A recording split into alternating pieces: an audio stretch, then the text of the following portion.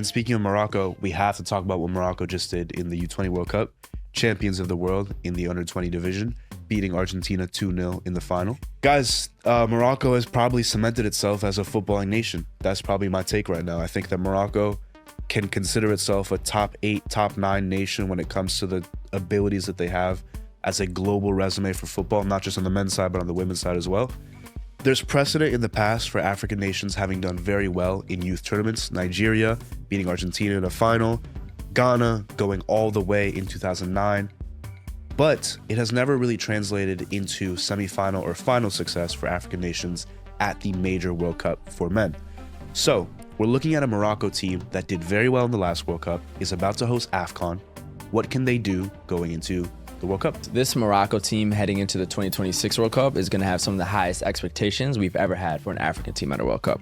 So you mentioned fresh off the 2022 semifinals, they're going to be fresh off hosting AFCON, where a lot of us think they'll probably make at least a semifinal appearance. You have the likes of Achraf Hakimi, who is a Ballon d'Or candidate, and he might become one once again. Now you have the U20 World Cup winners. On top of all the financial investment in that country, again, on both the men and women's side, you can feel that this isn't just a moment, but it's actually a movement in Morocco.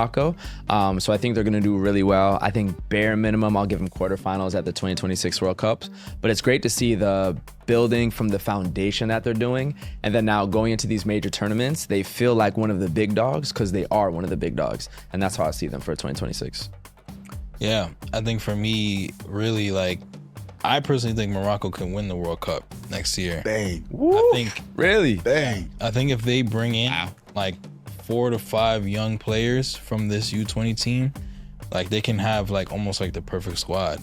I think they relied on the last World Cup, a lot of the experience that they had. If you look at the likes of Amrabat, Ziyech, Bonu, Hakimi, a lot of these players are in their mid 20s to early 30s.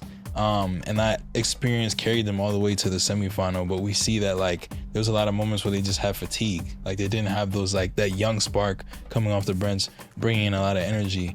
If you bring in 4 or 5 of these guys who have shown that they could win an international tournament, they might have the perfect recipe. Yeah. Speaking of youth players that really, really did well for Morocco in this tournament, you have a deadly duo for the Moroccans, Othman Mama and Yassir Zubiri. Mama is a little bit of a CR7 regen, wears the number 7, moves like Ronaldo. You can tell he watched a lot of highlights of El Bicho growing up. Zubiri as well scored 2 goals in the final, but Mama, being a player who played in Ligue for Montpellier, you can see his highlights, what he did in Ligue is just a testament to how far he can go, and he's a player who is on the same list as folks like Messi, Aguero, and Pogba, because having won the Golden Ball at the U20 tournament puts him among those names. And so this kind of brings me to my next question. Kendrick, you kind of already answered it, but what is success or what is failure for Morocco in their next 2 international tournaments?